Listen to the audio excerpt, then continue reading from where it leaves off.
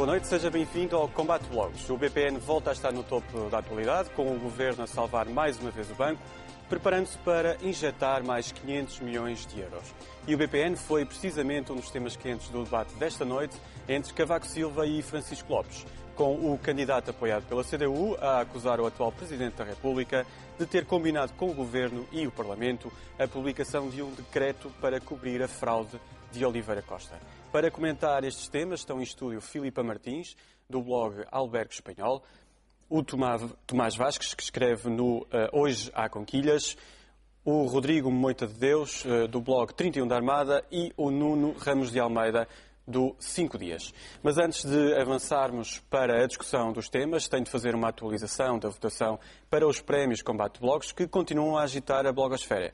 Recordo que existem 3 categorias: Blog do Ano, Blogger do Ano e Blog Revelação do Ano. As votações estão abertas até ao último dia de 2010 no blog oficial do programa em combateblogs.blogspot.com. Na categoria do ano continua na frente o blog Corta-Fitas, mas seguido de muito perto pelo 31 da Sarrafada. Mais atrás surge o Insurgente, o Blasfémias e a Causa foi modificada. Para Blogger do Ano surge no primeiro lugar o Rui Bebiano, do blog Terceira Noite, seguido de Manuel Castelo Branco, que escreve no 31 da Armada. Em terceiro lugar está o Filipe Nunes Vicente, do Mar Salgado. Na quarta posição surge o João Miranda, do Blasfémias, e em quinto lugar o Tiago Mota Saraiva, do 5 Dias. Finalmente, para blog Revelação do Ano, nos 5 primeiros lugares, surgem o Estado de Sentido, em luta renhida com a República do Cáustico. Logo atrás vem Adeus Lenin, Vias de Facto e A Douta Ignorância. Já sabe, a votação vai permanecer aberta até ao último dia do ano em combateblogs.blogspot.com. Mas vamos então para o debate, começando pelo BPN. E, como mote, eu lanço a provocação deixada por Carlos Carvalhas no programa Palavras Assinadas da TV24. Dizem que não há dinheiro para aumentar as reformas, que não há dinheiro para aumentar os salários, que não há dinheiro para aumentar o salário mínimo que estava contratualizado. Mas nesta semana de Natal parece que vai haver dinheiro para entrar com 500 milhões para o BPN, um banco de figuras gradas do PSD e do PS. Um bom Natal.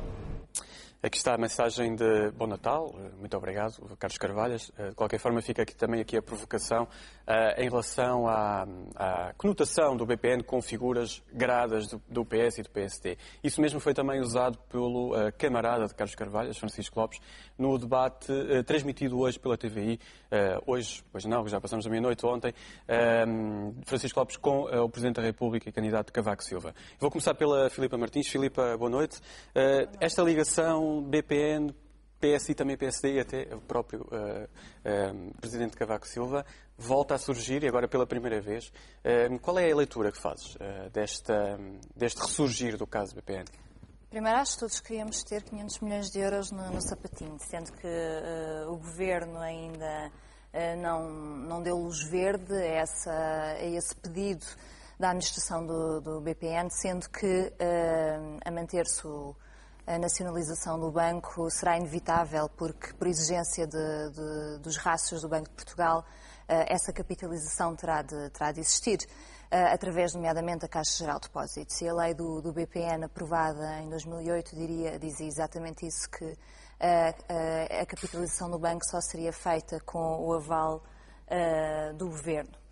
Posto isto, e passando ao debate desta noite, foi introduzido um novo argumento na campanha eleitoral, o que é interessante. Tem algumas dúvidas que não possa soar a uma certa demagogia, apesar de ser uma demagogia fundamentada. Há uma associação, não óbvia, mas entre Cavaco Silva e algumas personalidades do BPN, nomeadamente uma foi seu conselheiro de Estado, e Cavaco Silva tardou muito tempo a afastá-lo desse lugar. Oliveira Costa, é sabido, financiou a campanha presidencial de Cavaco Silva há 5 anos, foi seu apoiante. A instituição em si foi criada, no fundo, sob a proteção na altura, Primeiro-Ministro, e com o seu apoio, Cavaco Silva. E, no fundo, Francisco Lopes colocou agora no debate e fez essa ligação. E por estranho que pareça, não houve nenhuma resposta do outro lado. Ou seja, Cavaco Silva não se quis defender, não se quis justificar, não quis repisar essa questão. E não só o candidato comunista falou no assunto, mas também uma das principais apoiantes de Manuel Alegre, de primeira linha, Helena Roseta, ainda hoje noutro canal de televisão, e passo por falar da concorrência, referi exatamente isso, e a verdade é que esta ligação existe, é inconveniente e foi colocada em debate. Agora, se isto terá consequências efetivas nos resultados eleitorais, não creio. De qualquer forma, Cavaco Silva depois disse à TVI, no final, quando o colega fez perguntas ao candidato se considerava que havia algum envolvimento, e ele, aliás, descartou e disse que ponderou muito bem antes de promulgar este decreto que, no fundo, salvou o BPN e quase que abriu portas à nacionalização. Tomás, gostaria de ter também a tua visão sobre isto. Primeiro sobre a questão do Estado, do Governo, poder injetar mais 500 milhões de euros no BPN para salvar o banco, mais uma vez, e também o facto do BPN ter surgido agora nesta campanha para as presidenciais. No essencial estou de acordo com o que a Filipe disse, e o BPN surge agora por dois motivos. Um motivo foi o anúncio da necessidade de mais 500 milhões de euros a injetar no banco. É um dos motivos por que surge. O outro motivo é que estão a realizar o julgamento de uma série de personalidades ligadas ao banco e às fraudes que estão sob investigação e sob acusação em relação à gestão do banco. E só surge por aí. O segundo ponto. Não, e hoje mesmo não, na terça-feira foi tema quente também na Assembleia da República, com vários partidos a surgirem com dúvidas em relação a esta nova posição do governo. E finalmente a Cheiro dos Santos vai ao Parlamento, porque era um mínimo, era o Governo explicar-se depois de ter falhado a privatização do banco. E há 3 meses que, nomeadamente com o Bloco de Esquerda e também outros partidos, a exigirem a presença de Cheiro dos Santos no Parlamento, finalmente já há uma data marcada, 11 de janeiro. Será o dia das explicações. Porque é um dos pontos mais vulneráveis do candidato presidente. Obviamente, em campanha eleitoral, todas as campanhas eleitorais que nós nos recordamos têm sempre esta faceta de se ir buscar alguma coisa que, de um certo modo, na opinião pública, possa denegrir a imagem do candidato. Já foi, recordamos 2 ou 3, desde as últimas com o engenheiro José Sócrates, o candidato a primeiro-ministro Sá Carneiro, lá as questões também, havia um banco com uns empréstimos e uns juros, portanto, nas campanhas acaba sempre por surgir alguma coisa ligada e pronto, é um dos aspectos que pode enegrecer a imagem do candidato presidente, é de facto esta história do BPN, como a Filipe já disse, não vale a pena avançar. Agora eu penso que depois, já na altura, é evidente que se avançou para a nacionalização do banco. Houve medo que provocasse um dano sistémico na banca nacional, o deixar cair o BPN. Injetou-se 4,8 milhões de euros, 1.000 milhões de euros, que não é brincadeira. Agora foi posto à venda por 180 milhões de euros, ninguém lhe tocou. Nenhuma instituição bancária nacional ou estrangeira, por este valor, que é já um valor de saldo, lhe quis tocar. Eu acho que é mais fácil, é mais barato para o Estado, nestas circunstâncias, indemnizar os trabalhadores, que são 1.700 ou 1.800 trabalhadores, e deixar cair o banco. E deixar cair o banco, porque agora são 500 e daqui a 6 meses serão outros 500. Tomás, mas isso implicava encaixar pelo menos 2 milhões de euros no déficit. Porque, de facto, estamos a falar de um buraco que vai para cima dos 5.500 milhões de euros. Exatamente. E, portanto, ao contrário do país que perdeu 5.500 milhões de euros, estes 500 milhões são apenas 0,3% do PIB, mas algum dia os outros 5.000 vão ter que ser pagos, os 5.000 milhões. Eu lembro-me que os PECs todos fazem poupanças de 12 mil milhões, e estamos a falar aqui de 5.500 milhões. há uma certa leveza em dizer que não é importante notar que este banco foi criado no período áureo do cavaquismo, que teve ministros do PSD e vários, não foi apenas Oliveira Costa que foi secretário de Estado, não foi Oliveira Costa que foi secretário de Estado, não foi Daniel Sanches que foi ministro, não foi Dias Loureiro, e que, ao contrário do país, no caso do professor Cavaco Silva, que é candidato, ele teve mais valias em relação ao SLN, proprietário do BPN, teve 147 mil euros de mais-valias, numa sociedade que não era cotada em bolsa, portanto que se podia comprar, receber as ações, comprar as ações pelo preço indicado e vender pelo preço que alguém comprava, e a sua filha teve 203.300 euros de lucro. Portanto, a questão de fundo é: nós estamos a pagar grande parte desta crise por causa de uma especulação financeira. Mais do que uma especulação financeira, existe um processo de uma fraude. E de alguma forma, nem o Governo, nem o Presidente da República souberam, nas suas várias facetas, de Primeiro-Ministro, no caso de Cavaco Silva, e de Presidente da República, a cautelar esta situação. E muito menos o Banco de Portugal. Nós estamos a ver agora uma imagem do Pedro Vieira no Arrastão que faz uma alusão ao elefante branco que é o BPN, e depois surge José Sócrates em cima deste elefante branco. Eu fiquei a saber que era que os ministros do PSD acumulavam cargos com a administração do BPN. Não sabia. Aliás, eles eram ministros ao mesmo tempo que eram administradores do BPN, tenho a certeza. Não eram. Não, é de certeza. Mas não deixaram de ser deve do ser, PSD. aliás, proibido que pessoas com o cartão de militante, seja de qual partido for, desempenhem cargos na sociedade civil. Devem ser só políticos de profissão. Deve ser uma coisa mais conveniente, Nuno. Mas há aqui uma coisa extraordinária neste caso todo do BPN. É que o Nuno falou que foi o Tomás que falou de 4,5 mil milhões de euros injetados no banco. 4,8. Nós até hoje não temos a noção, não temos registro escrito da administração do BPN, atualmente nomeada pela Caixa Geral de Depósitos, ter pedido dinheiro ao Estado. Quando as gestas foram sendo feitas, aliás, fomos sabendo isso depois a posteriori. Pela primeira vez, na véspera de um debate presidencial, acontece uma coisa absolutamente extraordinária, que a administração do BPN faz saber que pediu 500 milhões de euros ao Governo. Coisa que acresce outra coisa extraordinária, que é, não há 500 milhões de euros no Orçamento do Estado para lá pôr. Portanto, os 500 milhões de euros não vão entrar. Esse é o primeiro mito urbano. O segundo mito urbano é que deixa de haver nacionalização do banco. Então, mas para haver nacionalização do banco tem que haver privatização do banco. O Governo já tentou privatizar o banco. Mas achas então que o Governo não vai injetar estes 500 milhões de euros? Não há 500 milhões de euros. Portanto, não vai deixar cair o banco. Se houvesse 500 milhões de euros, o país já tinha dado por isso. Sim, mas portanto, vai não há ter 500 milhões de euros. Rodrigo, deixa-me corrigir, mas já há dinheiro provisionado no próximo Orçamento de Estado para injetar no BPN. Filipe, vês como agora acertaste no ponto. Não há dinheiro agora. Portanto, nós estamos a falar do orçamento do próximo ano. Provisionado em 2011. Filipe, está provisionado as obras nas muralhas de Elvas. Já estão há 12 anos. Nunca foram feitas. As provisões do orçamento, até o PIDAC, metade do PIDAC não é executado. Portanto, eu posso pôr, o Excel aceita tudo aquilo que eu lá puser. Se eu disser que fica provisionado 500 milhões de euros, é que eu fica provisionado. Não é dinheiro para pagar.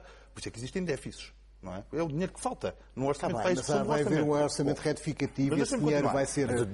Então temos esta coisa extraordinária. Já está acomodado no orçamento. Não há dinheiro, Filipe. Não há dinheiro. Pode fazer o que eles quiserem. Por isso é que existe déficit. Queria então... Qual é o sentido?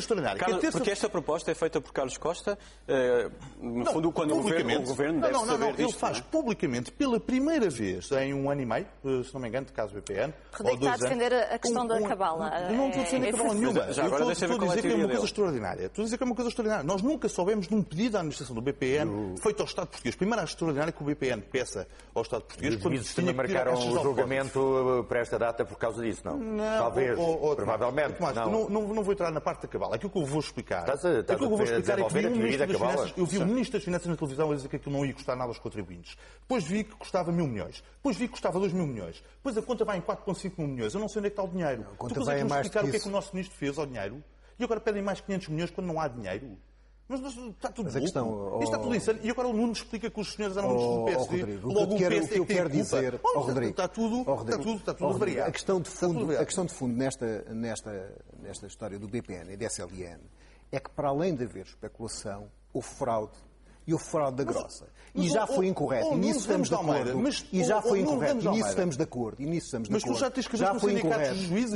Já julgaste o caso, foi? Nuno, tu já julgaste o caso? Já julgaste? Mas isto é uma coisa absolutamente extraordinária. Tu já julgaste o caso? Não julguei. Tu estás a dizer? Não então o julguei senhor o não pode caso. fazer mais valias. Eu sei que para ti a acumulação de capital ou a criação de riqueza é nada crime. disso. Agora, o que eu te quero dizer é uma coisa diferente. Eu estou perfeitamente. Eu só acho que este sistema de nacionalizar os prejuízos do BPN, esse sistema de nós pagarmos o prejuízo, esse sistema de nós pagarmos o prejuízo do BPN é que não pode servir. Mas eu disse que queria pagar o prejuízo do BPN. É isso que eu te estava a dizer, é assim. Nós temos uma situação em que temos uma crise onde estamos a cortar 12 mil milhões.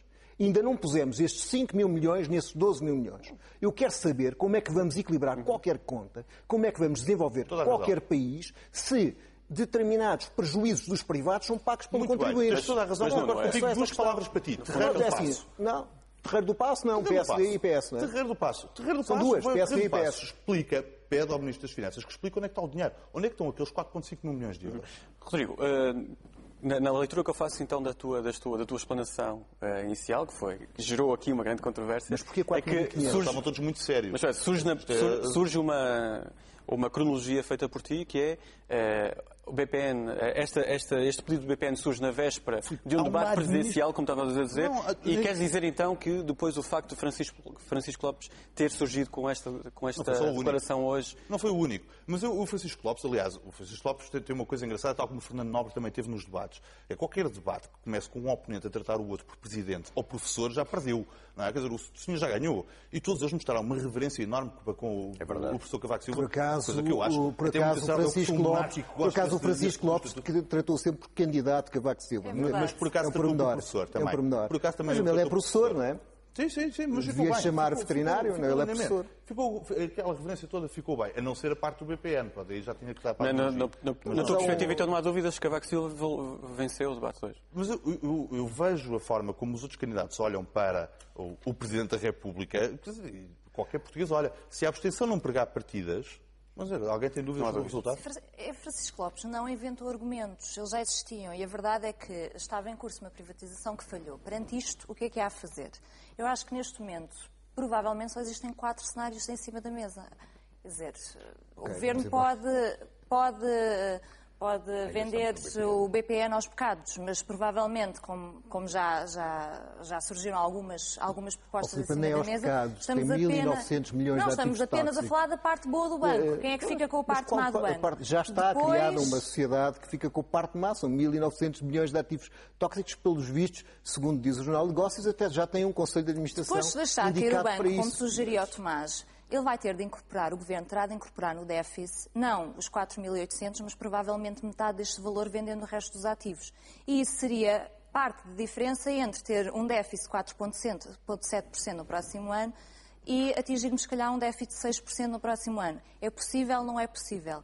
Então vamos, no fundo, estar eternamente, ou daqui nos próximos 2 anos, ou até haver condições para recolocar o banco no mercado e voltar a vendê-lo, a injetar eternamente, ad eterno capital, para não o deixar cair. A primeira injeção de dinheiro... Eu gostava de falar sobre o debate presidencial. Eu gostava de debater o debate presidencial. Eu acho que estes 2 debates das eleições presidenciais, estes 2 debates são debates muito interessantes. Na verdade, foram 2 entrevistas. Estes 2 debates que eu vi com interesse, o debate entre Cavaco Silva e Fernando Nobre e Francisco Lopes e Cavaco Silva são muito interessantes, porque no primeiro debate fiquei a perceber que temos um Presidente que não está de acordo com o orçamento e um Presidente que não está de acordo com a legislação laboral. No segundo debate, ele já diz que ser Presidente é não ter opinião sobre nada, porque tem que unificar os portugueses. Ora, entendamos, nós estamos a eleger alguém por sufrágio direto e universal, e, portanto, tem poder político. Vai discutir uma ideia de sociedade, uma ideia de país, numa campanha eleitoral. E o que é estranho, o que é fantástico e estranho, é que nós, neste segundo debate, vemos que o professor Cavaco Silva está convencido que é uma eleição de Miss Portugal ou uma eleição... Nunca conseguimos perceber como é que se manifestam esses brilhantes... Nunca conseguimos perceber.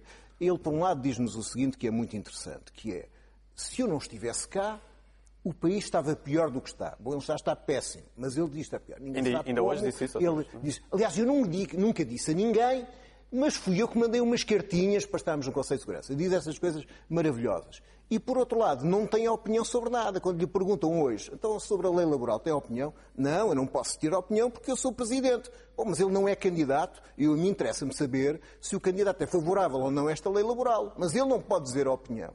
Portanto, há aqui uma confusão das eleições em que vivemos. Não é a favor de uma alteração constitucional. Tomás, não é a favor de uma alteração constitucional. Deixa o Tomás Vocês também... estão a fazer o prolongamento da campanha, do discurso de cada um dos dois candidatos. Duas notinhas muito... Eu sou monárquico. Isso magoa. Do Nobre, de Cavaco Silva ou do Lopes? Muito breve. Isso Primeiro, ordem. o Francisco Lopes, como candidato do Partido Comunista, revelou um facto curioso no seu discurso. O Partido Comunista é já hoje o partido mais nacionalista que há em Portugal. Repetiu o interesse nacional, o brio nacional, um conjunto de frases nacionalistas, aliás, que vem na sequência do próprio cartaz que está aí espalhado, uma candidatura patriótica e nacional. Portanto, longe vão os tempos de internacionalismo. Que todos deveríamos ser imunizados por ter entrado na Europa?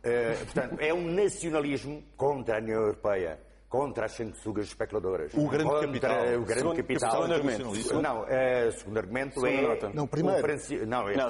A segunda nota, ainda referente ao Francisco Lopes, é de que ele parte do princípio, tudo o que diz é a partir do princípio que estamos numa economia coletiva e que os meios de produção e toda a economia está nas mãos do Estado. Mais ou menos, porque ele é contra a nacionalização do BPN, é um comunista contra uma nacionalização, que é uma novidade. Em relação a tudo, a perspectiva dele é essa, mas não, estamos numa economia de mercado.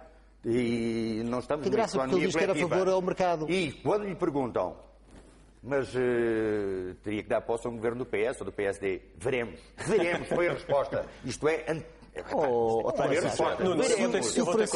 Se o Francisco Lopes fosse eleito, era natural que houvesse outra maioria parlamentar. Veremos. Uma nota para o outro candidato, o Cavaco Silva. Senhor Presidente. É de que, como todos os seus adversários têm como principal argumento contra, para além do BPN, que entrou hoje à baila, contra o atual Presidente e candidato, o facto de ter promovido o Orçamento de Estado e estar muito para o lado do Orçamento de Estado, o discurso em defesa do Orçamento de Estado e, de certo modo, de toda esta envolvente, aquilo parece o candidato do Partido Socialista. Tomás, eu queria apenas, antes de terminarmos... Antes de terminarmos o programa, não podia deixar de recorrer a mais um momento zen. E falando exatamente de Cavaco Silva, fica a mensagem de Natal do Presidente da República.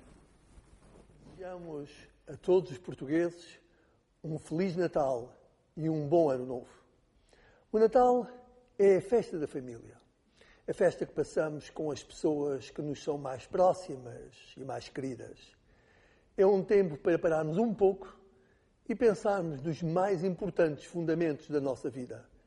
A família e os amigos, a solidariedade para com os que têm muito pouco. É um tempo privilegiado para a partilha. A todos os que sofrem a doença, o desemprego, a solidão, queremos deixar uma palavra de coragem e de esperança. Desejamos a todos um Feliz Natal. Aos portugueses, onde quer que se encontrem, perto ou longe da sua pátria, desejamos um Natal pleno de tranquilidade e de paz. Muito boas festas para todos. Boas festas. Nós também partilhamos este sentimento, mas temos menos árvores de Natal. Fica aqui mais um Combate Blogs. Nós regressamos na próxima semana. Muito boa noite. Toda a informação atualizada hora a hora no TVI 24 e em tvi24.pt.